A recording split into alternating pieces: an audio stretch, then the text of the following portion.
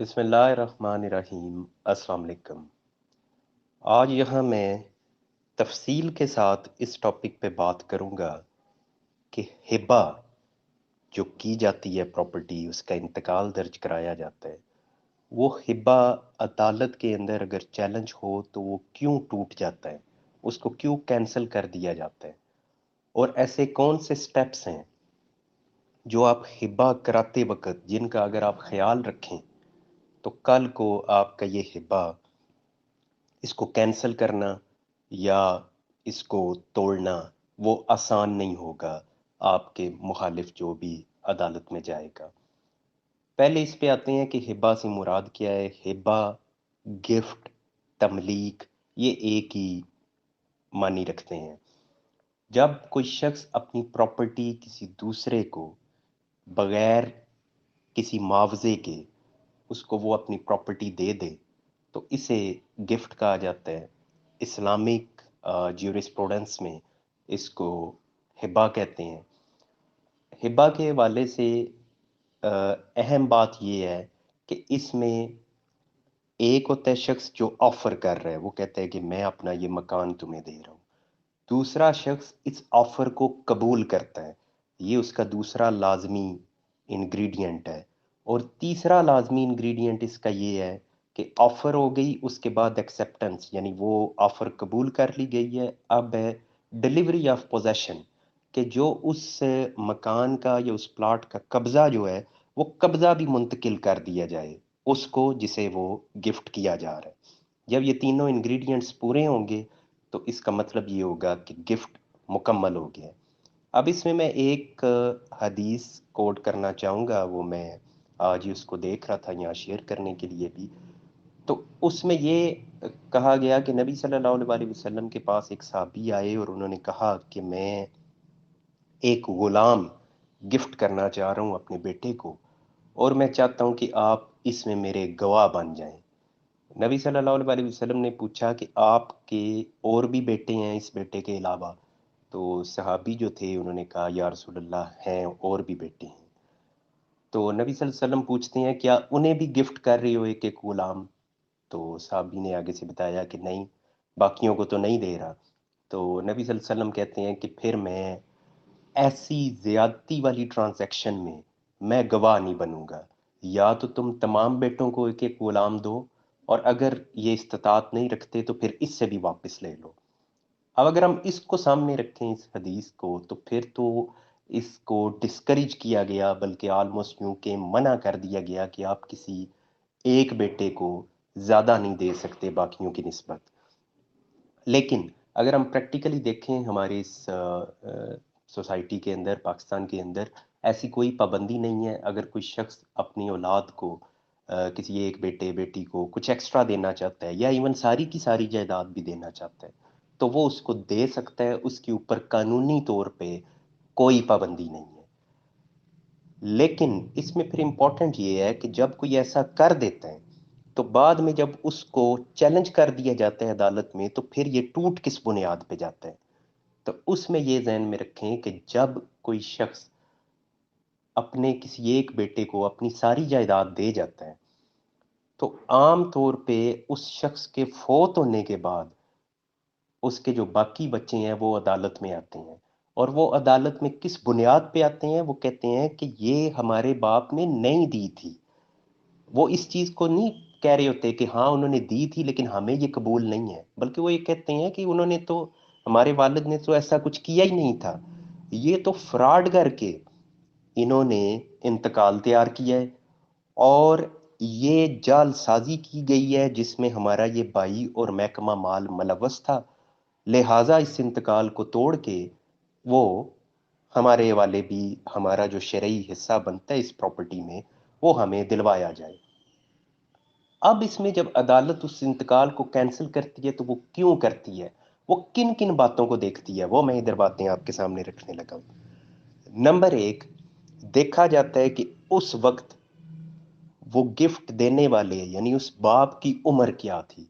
अगर वो बहुत ज़ईफ था तो फिर समझ लें कि पहला वो इंग्रेडिएंट पूरा हो गया इंतकाल टूटने का। फिर देखा जाएगा कि उसकी ज़हनी हालत उस वक्त क्या थी। क्या वो इतना ज़हनी तौर पे कमज़ोर तो नहीं हो चुका था कि वो कोई समझ बूझ ना रखता हो? अगर ये भी बात सामने आ गई तो फिर भी वो इंतकाल गया। फिर इसमें देखा जाएगा कि अगर वो एजड था तो उस वक़्त गवाहान कौन थे साथ? क्या किसी ऐसे बंदे को शामिल किया गया कि जिसका मफ़ाद था इस जायदाद के अंदर? मिसाल के तौर पे प्रॉपर्टी ट्रांसफ़र वो हिब्बा होने लगी है, एक भाई को सारी मिलने लगी है तो दूसरे भाई को उसमें गवाह डाल दिया गया है। तो फिर तो मज़बूत हो गया काम कि वो कल को अगर कोई अदालत में जाएगा तो वो कहेंगे कि ये भाई को पता था कि बाप हमारा सारी जायदाद जो है ये इस भाई को दे रहा है। देखें जी इसकी गवाही है इसके साथ। ठीक है? ये चीज़ें इसी तरीके से फिर देखा जाता है कि जब वो उधर इंतकाल दर्ज हुआ, उस वक़्त क्या नंबरदार मौजूद था उस एरिये का?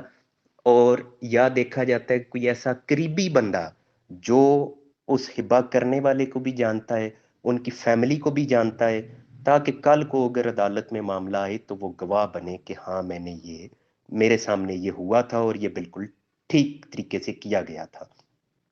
फिर इसमें ये चेक किया जाता है कि जो महकमा माल है, जिस ऑफिसर के पास वो बंदा गया इंतकाल दर्ज कराने के लिए, क्या उसने अपनी जिम्मेदारियां पूरी की?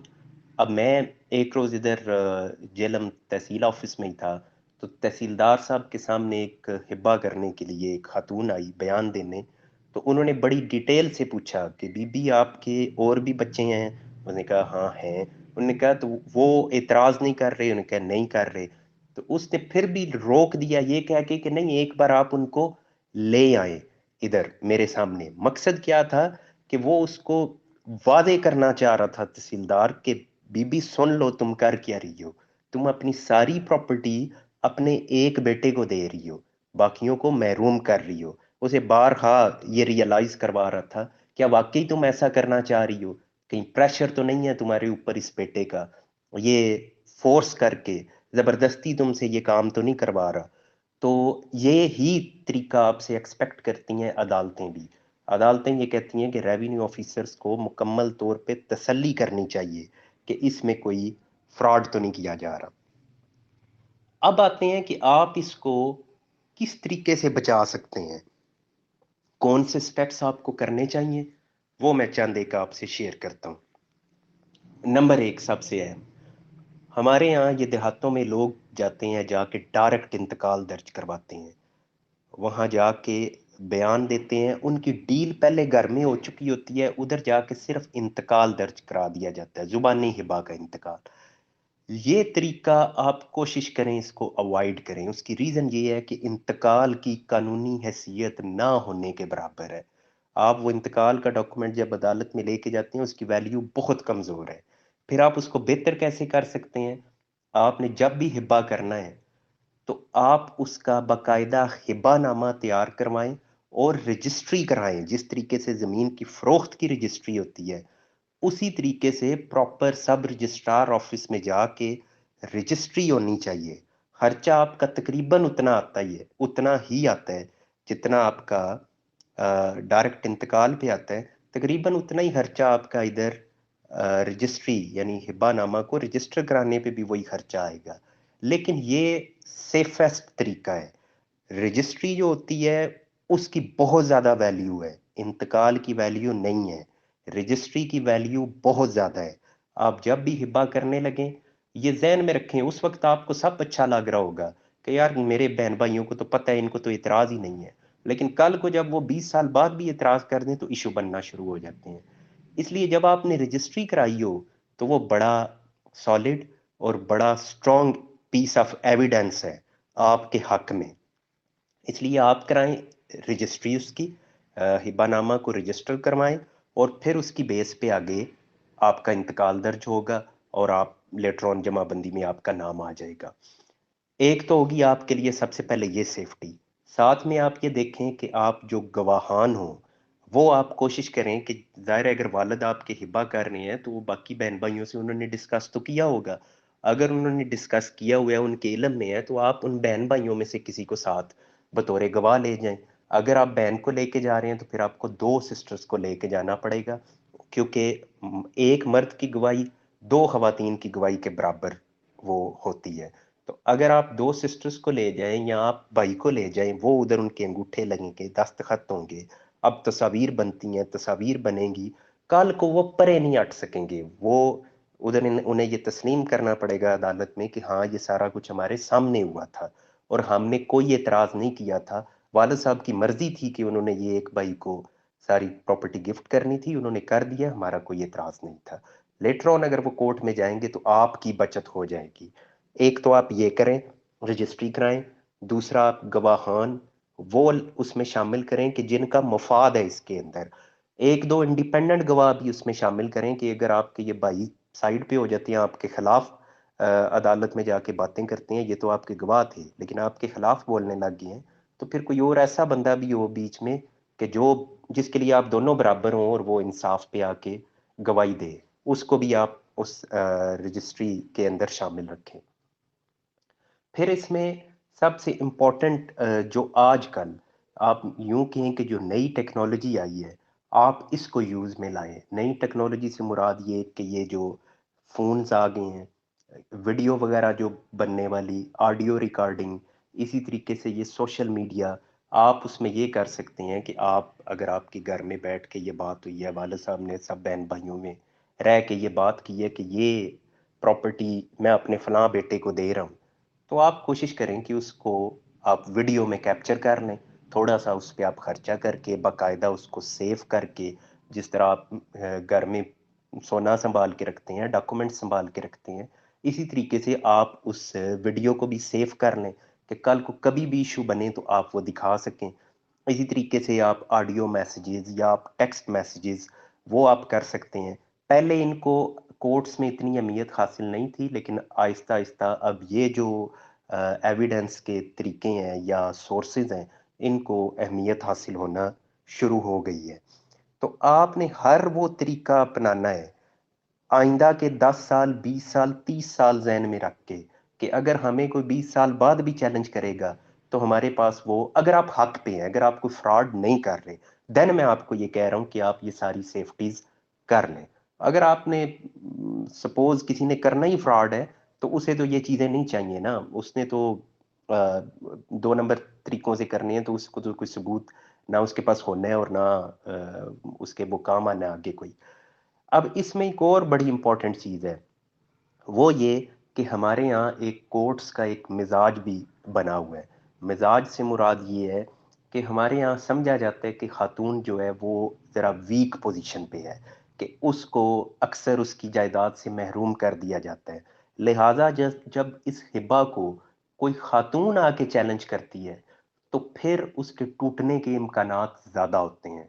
लेकिन अगर कोई मर्द आके चैलेंज करता है तो उसके इम्कानात कंपैरेटिवली कम होते हैं। मैंने इधर कई जजमेंट्स भी आप लोगों से शेयर की हैं इससे कबल, और वहाँ आपने ये सुना होगा, उन जजमेंट्स में मैं यही बात कर रहा था कि मोस्टली ये इंतकालात जो है वो तोड़ दिए जाते नहीं हैं। आज मैं एक जजमेंट पढ़ रहा था तो उसमें वो इंतकाल ना तोड़ा गया, उसमें यही कहा गया कि ये एक बंदा अपनी मर्जी से अपनी प्रॉपर्टी जिसको चाहे वो चाहे अपनी एक औलाद को सारी प्रॉपर्टी दे दे, वो हक रखता है।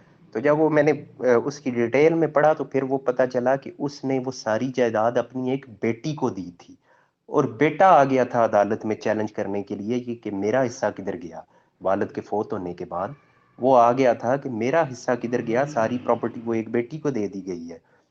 तो इस इंतकाल को बहरहाल अदालत ने नहीं तोड़ा और इसको कायम रखा। उन्होंने कहा वो पाप था, उसकी मर्जी थी, जिसको चाहता वो देता। तो ये आपसे डिस्कस करने का आज यहाँ मकसद ये है कि अगर तो वैसे तो ज़मीन फेयरली डिस्ट्रीब्यूट होनी चाहिए, हर एक को उसका शरई हिस्सा मिलना चाहिए, लेकिन फिर भी अगर वालिद साहब या वालदा किसी एक बेटे बेटी से ज़्यादा मोहब्बत रखते हैं या वो ज़्यादा खिदमतगार है और उसको वो एक्स्ट्रा प्रॉपर्टी देना चाहते हैं, तो फिर उसमें वो अगर एक्स्ट्रा प्रॉपर्टी दें तो उसमें आप ये सेफ्टी मेजर्स जो मैंने आपको बताए हैं, आप ये सेफ्टी मेजर्स उसके साथ लें, तो आपको कल को अगर कोई ये हिब्बा चैलेंज करेगा तो वो तोड़ा नहीं जा सकेगा। बहुत शुक्रिया।